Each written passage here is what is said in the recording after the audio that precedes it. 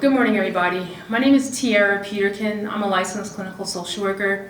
I've been working with the VA since 2011. I worked at our VA in Long Beach, California, and now with the VA Pacific Islands here. As a suicide prevention coordinator, I have the great opportunity and pleasure of being responsible for implementing our national VA strategy throughout the Pacific Basin. And so as I was invited to be a part of this panel today and talk about fostering resilience, what I would like to do is provide you guys an understanding of what the system that the VA is setting up to help veterans develop and strengthen their own resilience. We know they already have it, we know it's there. We have a system for that and also some strategies. So what I'm going to be talking about is the VA suicide prevention strategy. Before I get into it, I always tell people, when we talk about suicide prevention, folks tend to get caught up on the suicide part, which is an important part, but we're really focused on the prevention part. All right, so when we say suicide prevention, know that today we're talking about the prevention part. So I'm going to be going into that. There should be some time at the end for questions, but really what I want folks to do, if this is for you, I want you guys to get the most value as possible out of this presentation. So if something comes up and you have a question, just shoot your hand up and we'll handle it right then and there. Okay? So to start, the problem with suicide in the United States is a serious one. When we have opportunities like this to talk about how it affects veterans, we sometimes lose sight that this is an issue that affects Americans as well. In the United States, there's more than 45,000 people that die every year by suicide. It makes it the 10th leading cause of death in America. It's very, very serious. To make it sort of put into perspective, those numbers, if we don't know 10th leading cause, first leading cause, stuff like that, we're talking about someone dying by suicide every 12.3 minutes. All right, so we're gonna stand here, we're gonna talk for about an hour, and I like people to hold in their head that 4 to 5 people are gonna die by suicide while we're just here talking about prevention. So that's how much of a problem that's how much the problem we have. When we break that down even a little further, which I didn't do for this presentation, we're talking about suicide attempts every 35 seconds. So every minute we have a couple people trying to die in America, and then every hour a few of them are dying. Right? And so what we know within the military and veteran community is that our population is at higher risk. So we know that a few of those individuals are for sure going to be veterans. That's why it's VA's #1 clinical priority to try to eliminate veteran suicide. All right, so that's sort of the scope of the problem. How are we getting at this problem?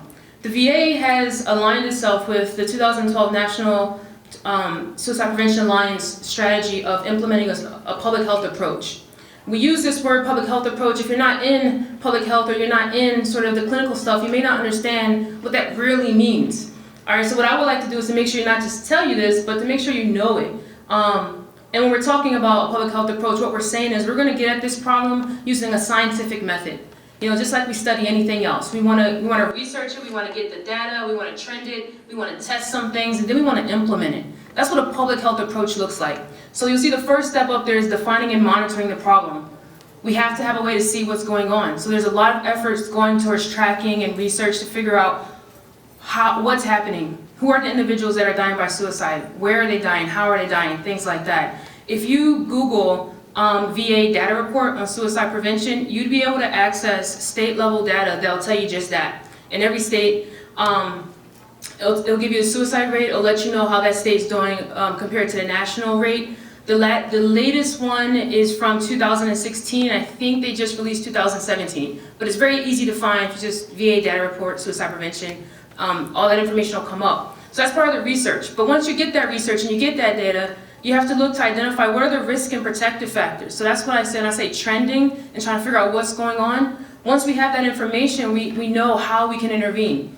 And not just intervene when there's a problem, but on the protective factor side, that's the important piece. That's the resiliency piece. You know, Brent was talking about the 4 Fs. Faith is a huge protective factor, and it's something that most people identify with. You know, we're not saying you have to believe in God or whatever it is you want to believe in, but most people have faith in something. And whatever that is, it's about connecting them to that thing. It's a huge, huge protective factor.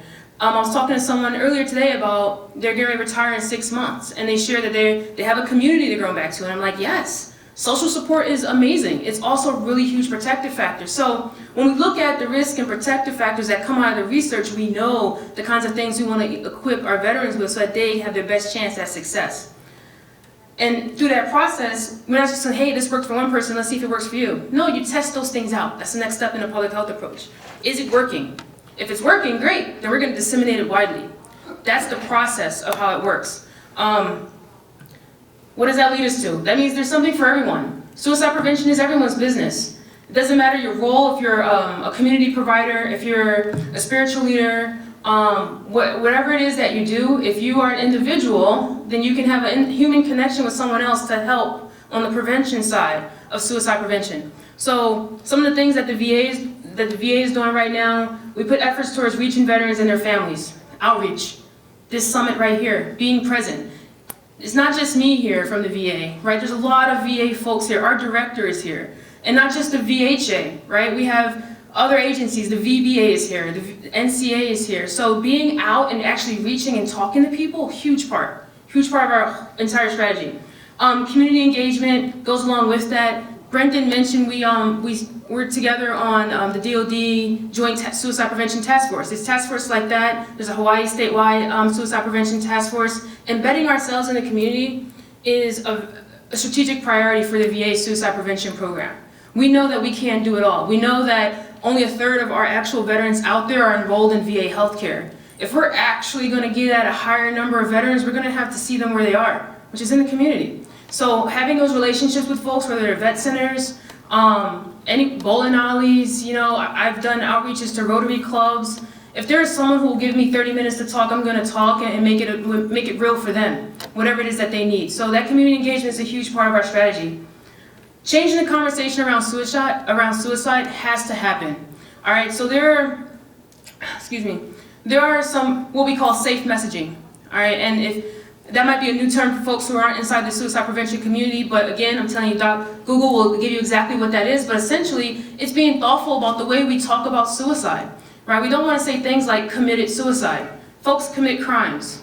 If we say committed suicide, it gives a certain connotation to that, right? So we just want to say died by suicide. We want to say it's a fatal attempt or a non-fatal attempt. So there's some things around safe messaging that's really important, because we don't know who has experienced what. Someone could be sitting next to you and have a history of something related to what we're talking about, and you say something like committed suicide, and it could strike a chord with them, right? So we want to change the conversation.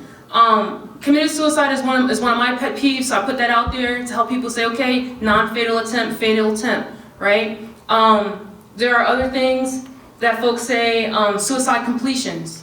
Is it something you complete? Is it a successful thing? No, it's not, right? So we just want to be mindful about the way we talk about it, because people may receive that information in different ways. And I know it's new language, so we're going to make mistakes, but it's important to practice what actually is safe messaging. You'll see some other things, developing innovative strategies that goes along with research, and just trying to continue to increase our impact, which is really just getting out here and figuring out what the community needs and how we can be a part of that. So, let me show this back to you again. So coming from all these different sort of things we want to do, reaching folks, getting in the community, the way we want to do that, there are 3 levels of interventions when you're talking about public health approach, right? There's universal, selective, and indicated. What does that mean? That means our strategy, it means we want to put something out universally. We want everyone to have a basic understanding. What is suicide prevention? What is first aid for that? How do I recognize someone might have risk factors? What are the warning signs? We should have a basic understanding. And a common example I'll give folks, if I shared right now, I have someone, or I'll say myself, let's say, I'd say your doctor told me I had diabetes. You're like, oh, okay, Tiara, that's not good. You should probably watch your sugar, or are you on insulin or something? Folks know like 1 or 2 things to say about diabetes. If I come out and say, I was talking to my doctor and they asked me if I was suicidal and I said yes. Folks don't always know the 1 or 2 things to come back and say about what are you doing about that. No one's asking me about my sleep or my exercise or the resiliency factors that Brent spends some time talking about right now. The playing, not just the working, the self-care. Those things that can help, those protective factors are really important. So we have some things we're putting out as far as universal, make sure everyone knows, and that goes to everybody, whether or not you're a veteran, whether or not you're suicidal, doesn't matter. Everyone should have a basic understanding so that it's kind of like telephone and coconut wireless. If I'm standing next to someone who needs some basic information, I can provide them that. Then we have selective interventions. Now this is for groups that are at some kind of risk. right? If I go to a military event or if I go to a veteran event, I know these folks are at higher risk. So my message to them might be different than it's going to be at the universal level, right? So it's tailoring also the strategies. The indicated level strategies are for folks that we already know are suicidal. If someone comes into my office and discloses that they're feeling suicidal, then they have a different kind of intervention. But as you listen to what a public health approach is, what I want you to know walking away is that the approach has all of those levels of strategies involved. There are universal things, universal level strategies, selective, and also indicated. So let's conceptualize this. That's sort of the big picture of what the VA is doing. So when we bring this down to like our local VA and things you can refer yourselves to, your family members, your clients, whomever, this is what the VA is doing to try to develop and nurture that resilience in folks. The first thing I put up there was a whole health strategy. I really hope that some folks had some time to attend the previous breakout session. But whole health strategy is really about a personalized, tailored plan for that individual, working in partnership with what they want. You know, it's no more coming into the doctor gives you a test and, okay, this is what you're gonna work on. No.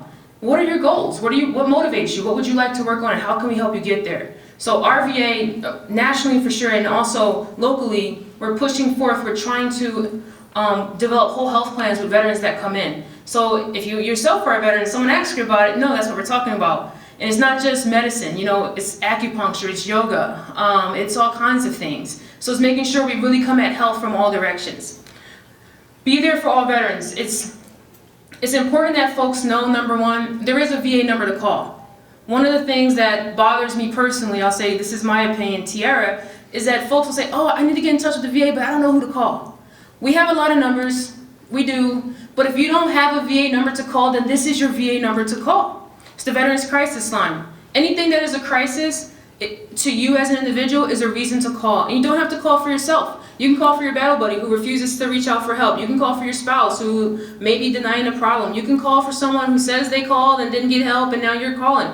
All good. We're going to contact them. When someone calls the Veterans Crisis Line, it gets triaged at one of our 3 national call centers. 24/7, 365, holidays, the state holidays, the federal holidays, everything. They're always open. All right, they'll triage it. And when they're done, they'll offer that individual a consult. Would you like an SPC, Suicide Prevention Coordinator, to follow up with you? You can say yes, you can say no. If you say no, then that's it. That's the end of the consult. But if you say yes, then it comes to our office and we have 24 business hours to initiate action on that. So that means if you hang up, we're going to be calling you the next day. And it's not that we're going to call you and leave you a message and hope that you return that call. We're going to keep calling you because we have 72 hours to close that consult out. So if we receive that consult, you're going to hear from us in a day, and then we're going to do some friendly, gentle stalking for a couple days, all right, just to get in touch with you, make sure everything's all right. You know, and it doesn't matter if it's about your benefits, if it's about finding a resource for people with Lou Gehrig's disease, you know, for example, if it's about getting back in school. Someone was asking me today about CHAMP VA benefits for spouse independence. Anything, okay? If you don't have a VA number to call, this is your number. Another program that we have is the VITAL program. I saw some of those folks also in the exhibitor room. I'm not sure if everyone knows that we have VA staff, psychologists on college campuses connected with their student veteran programs to make sure, hey, if someone needs help here, we want to be there wherever they are, right? So that's what the VA is doing. If we are there the moment that person needs help, they can ask a question and we can reflect back to them. What are your strengths? Let's figure out how we're going to make this happen. Here are some resources you might need to make this happen.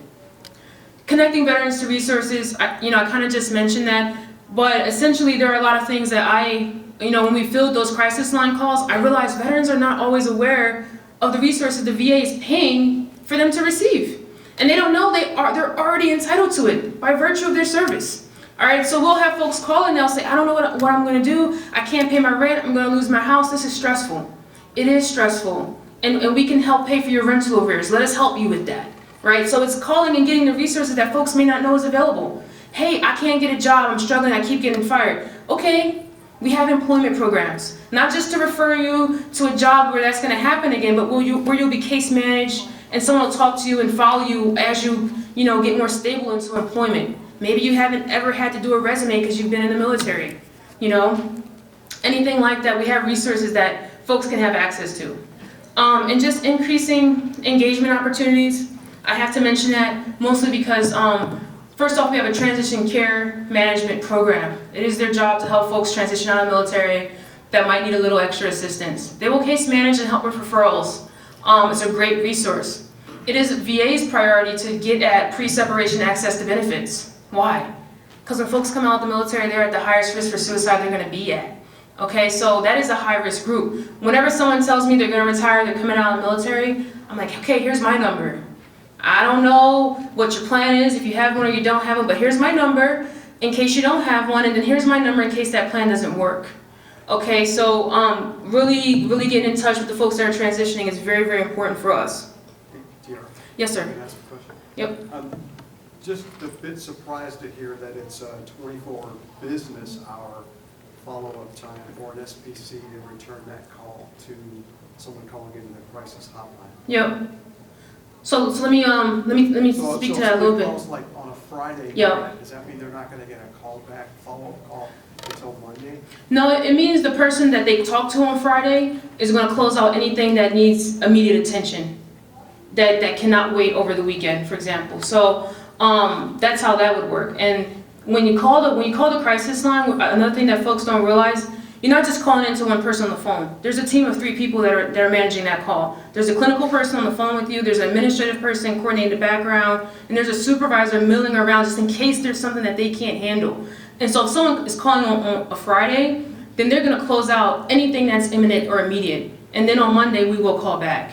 So that happens, but then if it's Monday or Tuesday, obviously, it's the very next day that we're going to call back. And to be frank with you, our program has been really good about closing out a lot of those consults the very same day. So we've reached a point where we're fully staffed right now, and our program is able to get calls that come in on Monday and call people back on Monday. I've called people back before the crisis line has given me the disposition. So I think because we are an island and we have sort of a smaller population than some of our larger VAs have, we do have the benefit of being able to be available. So we make that happen. Yeah. Thank you. Yes, ma'am. Are those people you call on the crisis line here in Hawaii or mainland? The people that you will contact on the crisis line are on the mainland. Yep. And then when they close out that call, it comes to us, comes to my team. So actually you're sitting next to Brian. Brian is on our team. He's a member of the suicide prevention team. And then there's Carrie in the back. She's one of our case managers. She's also on our team. We have some other staff that are in the office right now that are not here, but be one of us. Yep. All right, so I'm looking around, seeing the questions right now. I know we're coming up on time and I want to give you guys time for questions, but these are some other local things that we are doing to make you aware of how we receive our referrals. A lot of this stuff is kind of, I don't know if you need to know it, but the Veterans Crisis Line is the most important one. It's a direct referral to our program. So if someone is anywhere struggling, it doesn't matter what their situation is, they may not even think they're eligible for benefits, then they should call us, because we can help with that too. It just goes to show some of the coordination we do with our other mental health providers through the complex case discussions and the risk evals. But our partnerships, I do want to highlight. I mentioned the DoD one, and we're kicking off connecting with the Kauai one. Actually, this weekend is going to be a great start to that. But our VA chaplain service on a national level has partnered with our suicide prevention program. And they are doing a lot to embed themselves in the spiritual community. We surrendered to the idea that it's hard as an individual to say, hey, I'm feeling depressed, maybe suicidal, I'm going to walk into my social worker or psychiatrist's office and say, hey, doc, can you help me? People don't normally just talk like that, right? But they'll go to church and they'll connect with someone, or they'll go to wherever their venue is and connect with someone and share that without as much shame. So we make sure those people they're sharing with are also empowered to handle that stuff. Just one thing about future directions I want to make sure you guys know about. The first thing is we want to make sure everyone has access to our suicide prevention gatekeeper training. It's called Operation SAVE. That's exactly what it does, SAVE. It's an acronym that stands for recognizing the signs of suicide, asking the question, validating the veteran, and then expediting them to get to help. That's what SAVE stands for. But if you YouTube Psych Armor SAVE, just like that, you'll get a 24-minute video that you can show at your staff meetings, you can share with your friends. It'll walk you through everything I've talked about and how to coordinate immediate assistance as well. So we want to make sure everyone gets that. And then the third one, the Suicide Risk Management Consultation Program, they have an email address, srm like suicide risk management, consult at va.gov. Anybody, whether they're a VA provider or not, anybody servicing veterans can send them an email for consultation and get some information about resources. They'll coordinate trainings for you guys. It is the VA's effort to try to help the people that are helping our people, really. So if you find yourself not knowing, how do I handle this veteran, or what services are available, even post-vention, grief counseling, anything like that. How do I do a suicide risk assessment? My team may need to know. Training on a Columbia, they can help with that, those sorts of things, and it's absolutely free. So between the gatekeeper training and then reaching out for help, if needed from providers, that can happen. The partnering with communities we're doing right now, great, okay.